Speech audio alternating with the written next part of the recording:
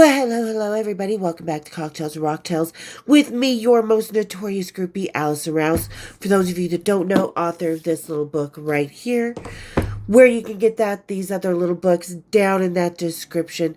So go down, check it out, fiddle about. I won't stop you. And I always just like to start being so thankful, you guys, for just the amazing people that are here that I am having conversations with, that I'm not having conversations with, that really just expand the channel and have a good time and just watch me and enjoy, whether it's binge watching one day, catching up, or, episode to episode. You guys really, truly mean the world to me, and you make my day all the time. Your love, your support. I really am truly trying to catch up on the comments, and I'm sorry if I've hurt people by not answering yet. I'm doing my best. I am so sorry. And thank you so much for always sharing your stories. I love it. I'm hearing stories from people who were not necessarily the music industry about what goes behind the scenes there. And I'm so excited. Hopefully we can learn more, because we all know that there's groupies of different genres, but they're not necessarily called groupies unless it has to do with music most of the time. But it's kind of the same. We love whatever sport or movie or actors and stuff or music, genre that we hang out with. So we're naturally drawn to that stuff. And, when you are naturally drawn to that kind of world, they tend to intermingle after a while, whether it's sports, whether it's, music, whether it's acting. It all comes together somehow, some way. And today we're going to talk about the different actors that I've hung out with, and some of them done some dirty things, and maybe I'll leave you guessing it. A couple of them. Who knows? So come on and join me, you guys, today. I don't know why I said that. But anyway, here is today's cocktail. A nice little local brew as usual. Our Roja guys.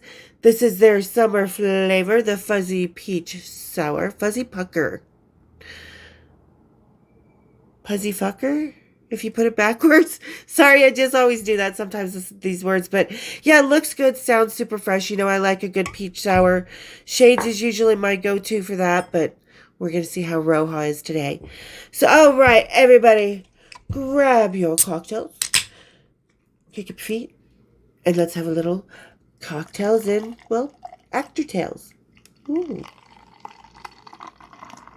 Pouring rather nicely. A little beer ASMR for everybody. All right, cheers, big ears.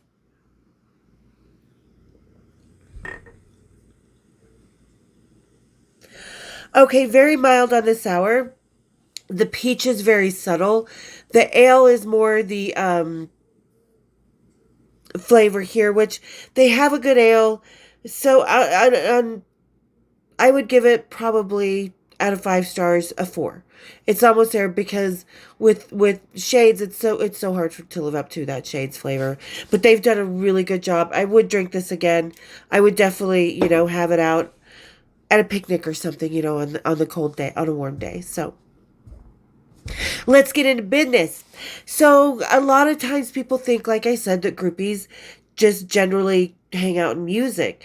And yeah, that is our first genre, but there's also sports groupies and stuff that hang out in their genre that they love, that they're attracted. Someone loves football.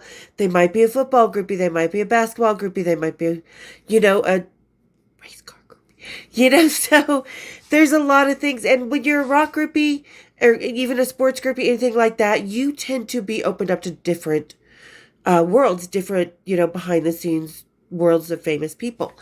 So these, you meet a lot of actors as well. And of course, being in the strip club world, like I said, we know I've done an episode on the famous people that I've met at the strip club, like that were my regulars, Sylvester Stallone while he was filming Judge Dredd in, in Seattle. Jack Nicholson was a regular of mine in Vegas when he would come.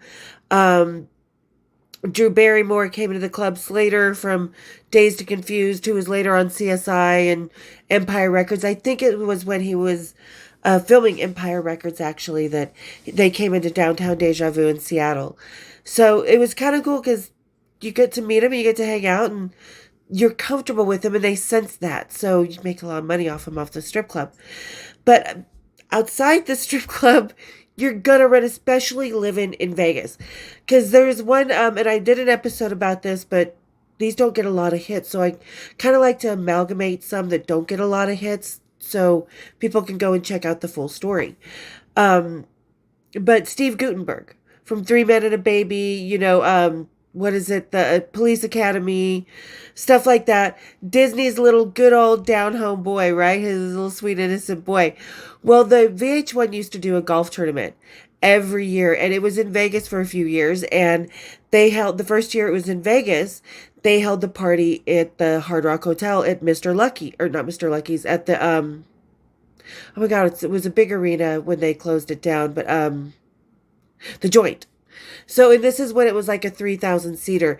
And that night, Brian Setzer had debuted his swing band for the first time, debuted the album, everything. There was so many actors and stuff there just hanging out, like Alice Cooper. First person I meet was little Stevie.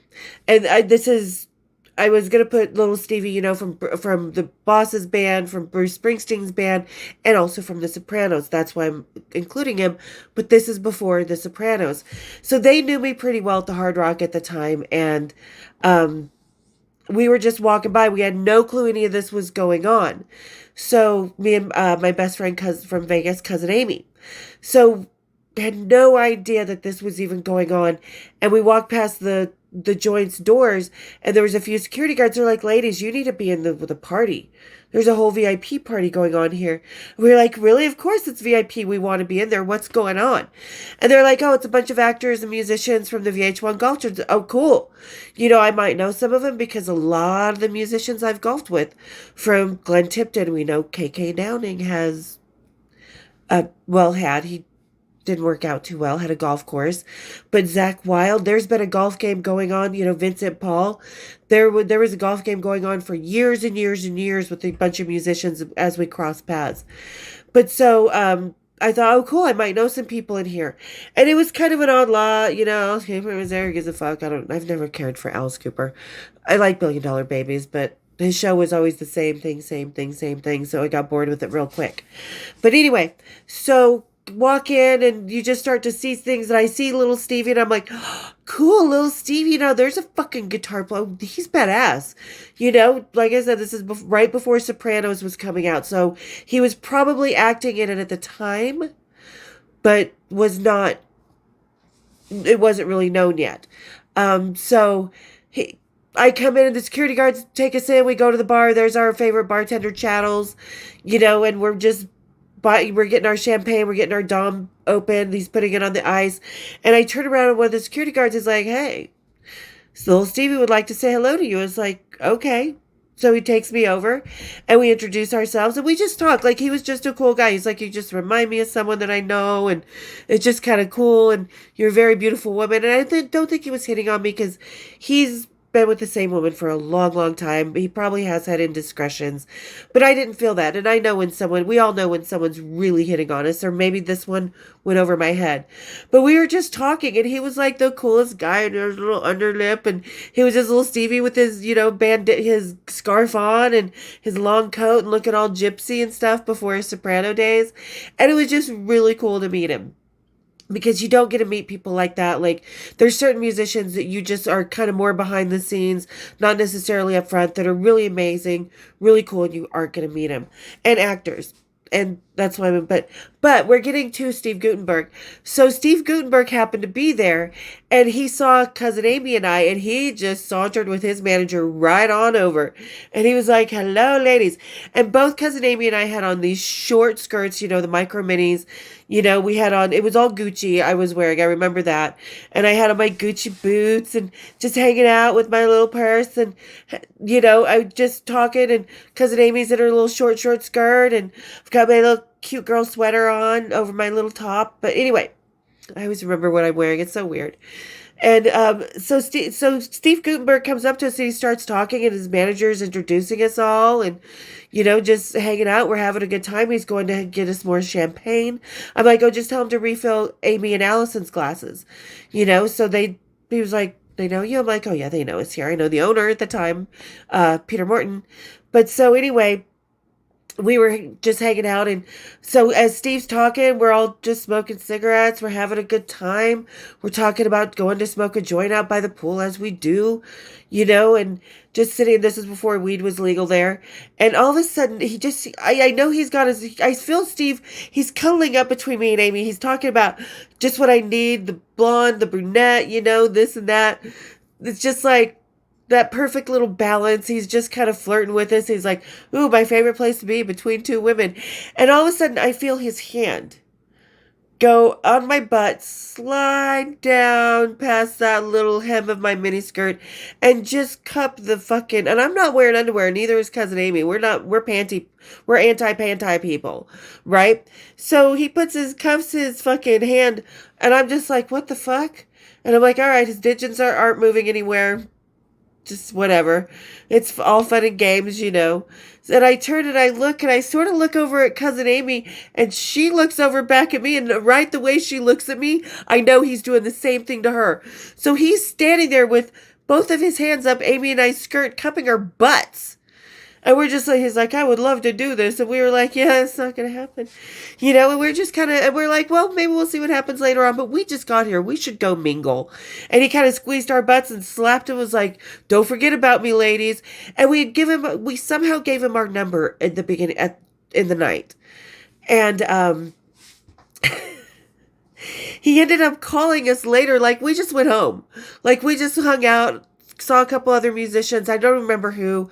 There was a whole other story. I'm not going to tell you, because you can go watch the VH1 golf tournament episode, because there was a whole other musician, Brian Setzer and shit, that was, I was like trying to get laid and just totally fucking struck out. I was a smart ass about it walking away. But anyway, so later that night, Cousin Amy and we just get home to our apartment, and the phone rings. And I pick it up, and says the Hard Rock Hotel, on the caller ID. So I put it on speaker, because it's probably for both me and Cousin Amy. And it's Steve Gutenberg. And he's like, ladies, you left, and blah, blah, blah. He's like, well, we can at least have phone sex. So Cousin Amy and I sat there. And, ladies, we all do this. We just sit there and we fake it, right? Unless we're really, really into it, then we will join the party for real.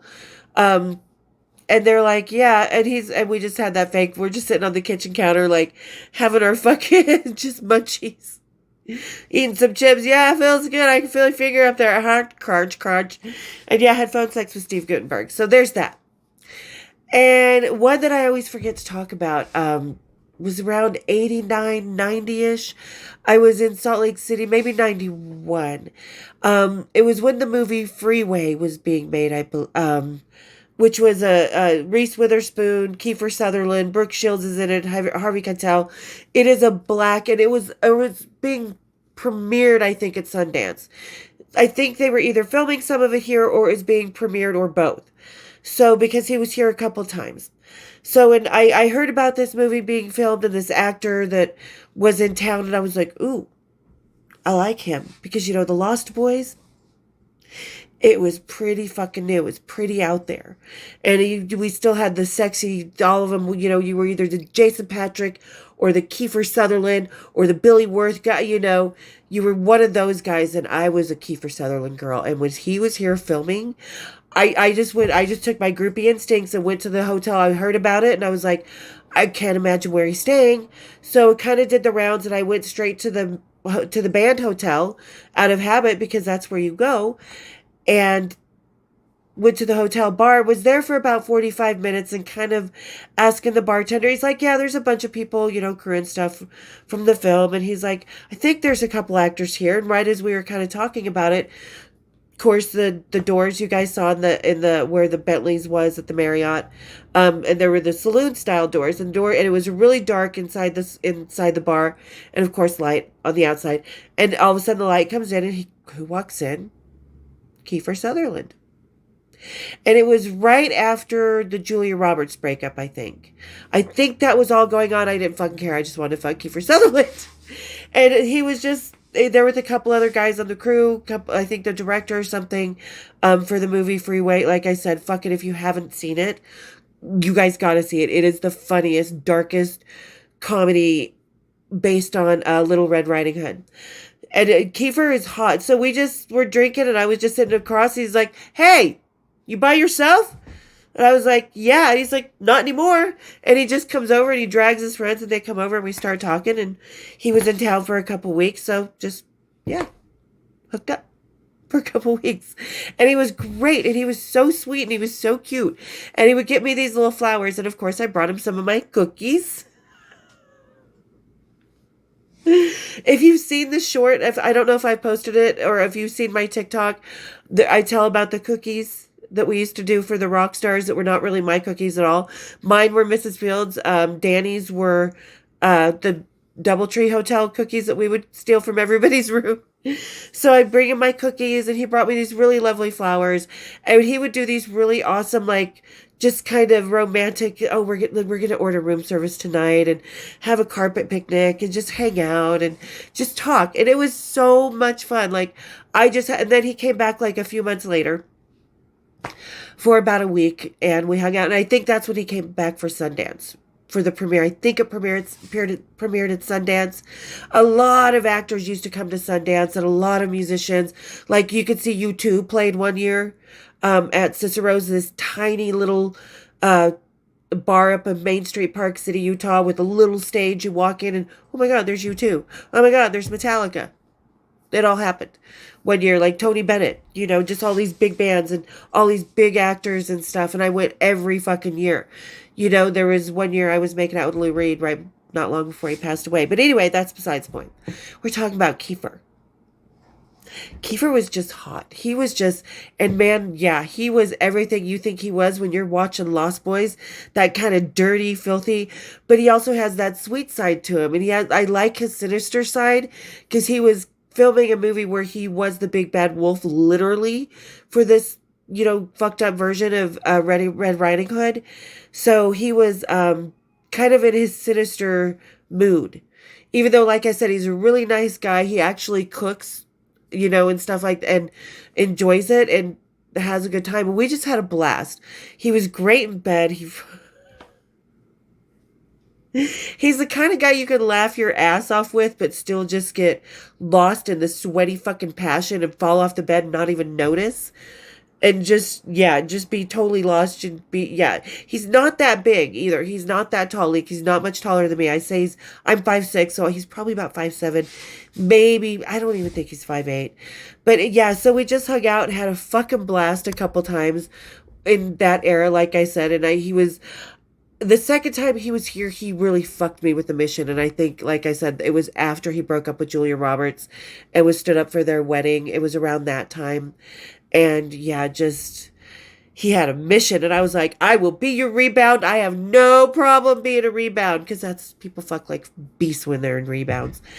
So, and then years later, after I get out of this shitty relationship where I was fucking,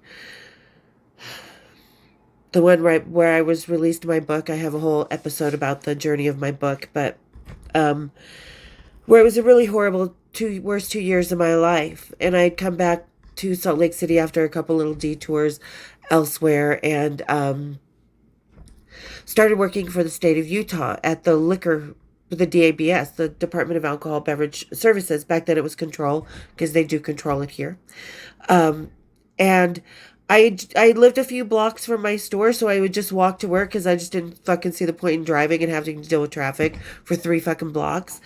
And I lived in this area where there's a club, the Urban Lounge.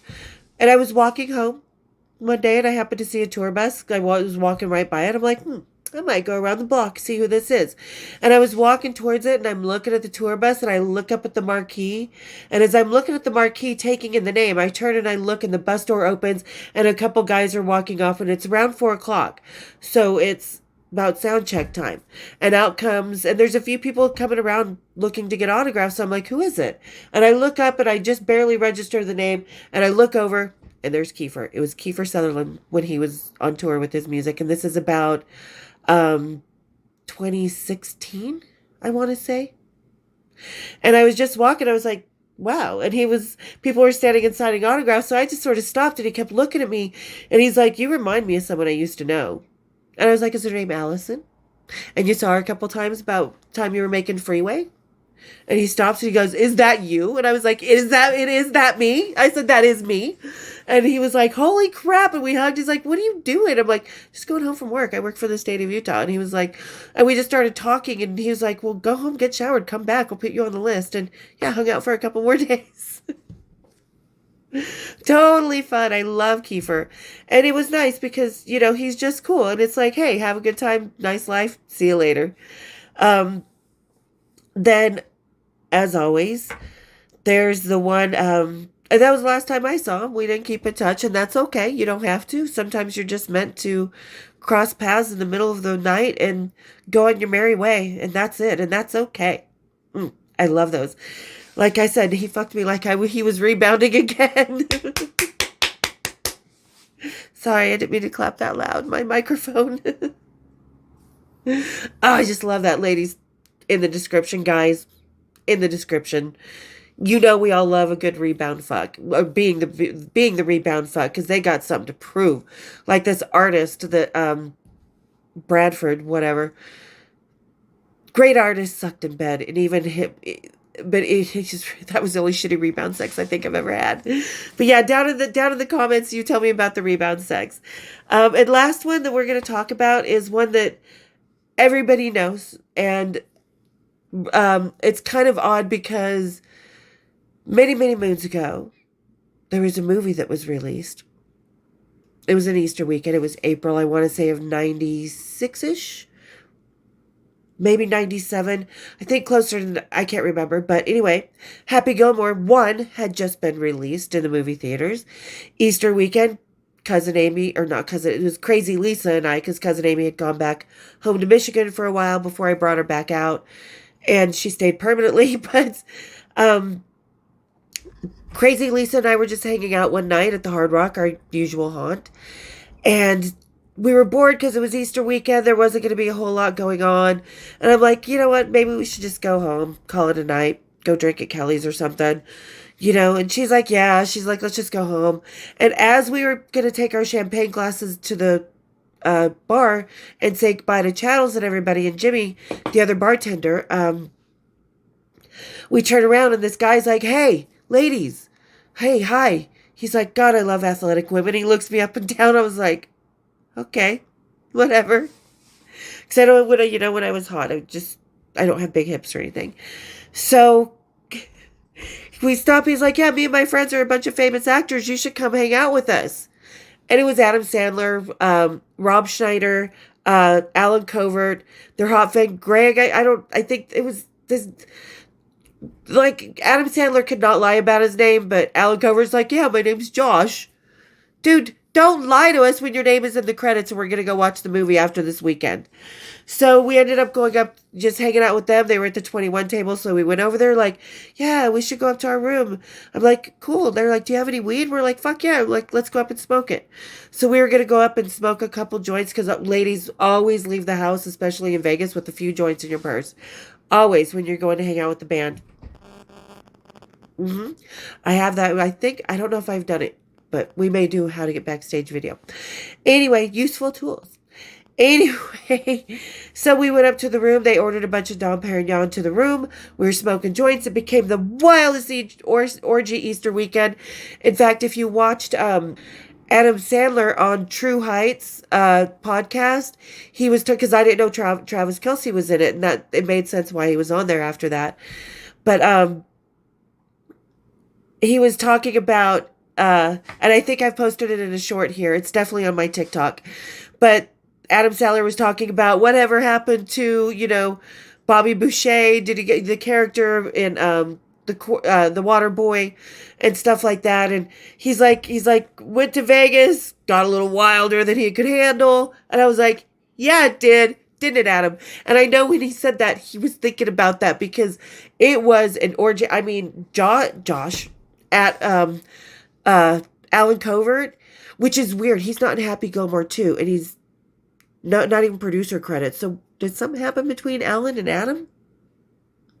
Are they not friends anymore or part of the production company anymore? Because, But anyway, because that kind of surprised me because they were so close back then.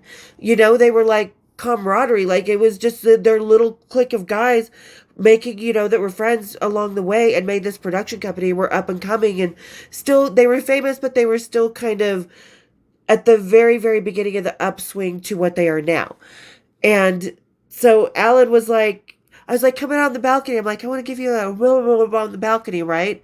And he's like, no, I've never done this before. I've never done this. He was all reluctant. He's like, okay, but no, but yeah, but no, but yeah, but no, but yeah, but no, but yeah, but no, but but yeah, but no. And I was like, zip with my teeth. That was one of my talents back then. I would unbutton their pants and unzip it with my mouth. What was your talent, people? Down in the comments. But yeah, so had a wild fucking, and we stayed with them the whole weekend. Like, we would go home and shower and change, but we would not even go to work. We'd just go gamble with them, hang out, go to a couple nightclubs. But most of the time, we were up in the room partying, just getting, and Hot Greg with his O-ring that goes on your chicken, your rooster. I've never loved one of those so much in my life until that weekend. And it was just, and like I said, the whole episode is down there. I've done it a couple times. I've done the reading on it, and I've done it. It was one of my earlier episodes. They're on the thumbnail, so just be looking for that. But yeah, so crazy wild weekend when Happy Gilmore first one came out. And I was like, I can't believe you punched Bob Barker. And I was like, I can't believe your dick is out. Because you just don't realize that this is Adam Sandler, and they were never like the sex symbol. Like, you don't see, and they are cool, fun, sexy, fun guys at the time. Everybody was young. And it was just, yeah. So that's all the actors. That was a crazy, probably one of my top 10 favorite weekends in Vegas, maybe top 5. Because, like I said, it was just smoking weed, drinking champagne, doing a little gambling, having some dinner, going and fucking our brains out in a room where everybody was, I don't know who was, sometimes you just didn't know who was behind you or you were on top of. And you're okay with that because you've been on top of everybody and behind everybody and on the balcony with everybody except the director. We just sort of looked at him and he sat in the corner and left after a while. So there you guys go, ladies, groupies, musicians. Down in those comments, tell me about your experience with actors. If we know some of the same ones. And there was that guy from Ocean's 11. Because right when I moved to Vegas, they were filming that. So good. We lounged like Frank and Ava in my little hotel room because I stayed at the La Concha, which was a secret hideaway for the Rat Pack having affairs back then. And the room was probably still the same. And it was this shag green carpet with this silver wallpaper with these white like lily flowers and stuff around, and this elaborate tufted headboard with it was just this, and the vanity with the black wrought iron flowers and vines coming down. And it was really part of the mood that was it was fun. Good times. But yeah, tell me about your good times down there with different actors, you guys, because I know we all have them. Groupie ladies, I know we do, because we just accidentally slip into all these different genres of celebrity. It's just, they just sort of cross paths, like meeting Arnold Schwarzenegger and Maria Shriver backstage at Bon Jovi in Las Vegas. Didn't expect that. I ran right into fucking Arnold Schwarzenegger to his arm. I was like, I'm like, yeah, you really do work out. And he was like, yeah, I do a little. I'm like, you really are strong. He's like, yeah, I work out a little. He's like, show me your arms. And I, did this. But anyway, and he was like, oh, you've got strong arms. I'm like, yeah, this one's stronger. You can tell which one's the pole arm. And I walked away, and Maria Shriver's like, follows me. She's like, what did you mean pole arm? I'm like, oh, I'm a stripper. And she's like, really? And she was kind of surprised because here I think I was in some like Alexander McQueen jeans or something, like pants or something like that, and a Gucci top, because that's what strippers wear in Vegas.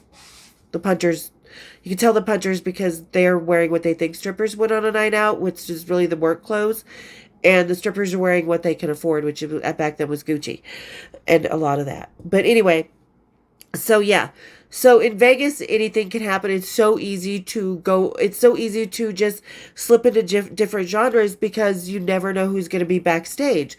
That's how I first kind of met Tony Bennett, because I was hanging out with backstage at Aerosmith, and he came. There was Ed McMahon and Tony Bennett. I'm like, fuck yeah! I'm hanging out backstage at Aerosmith. Here comes the Publishers Clearinghouse, and there's Tony Bennett. It doesn't get better than this. Maybe I'll like fuck Tony Bennett. No, I never did. But all right, you guys, thank you for listening to my babble here at the end. And thank you for getting through every episode with me. You guys are absolutely awesome. Just really, truly appreciate it. And I'm always just so thankful that you guys are always listening to me and having fun and interacting. And I'm getting closer and closer to catching up. I'm about 2 weeks, a month behind. So, but thank you guys. And for those of you just wandering on, go check it out. Subscribe. Help us grow. Help us get more into the algorithm. Help me get this book signed into, because, the world really does need more sex, drugs, and rock and roll. We're missing like a real Sex in the City kind of down and gritty, funny, just crazy little show like we used to have. I think it's time that we have a real groupie side of the story, instead of the groupie being secondary to, Cameron Crowe's story, or to the rock star story, or to everybody else's story. I think it's time, and this book is an absolute great opportunity because it can only grow. So help me spread by subscribing, by sharing, and hitting my bells, so whenever there's an episode of Cocktails and Rocktails. And we'll see you here next time, you guys. Cheers, my dears.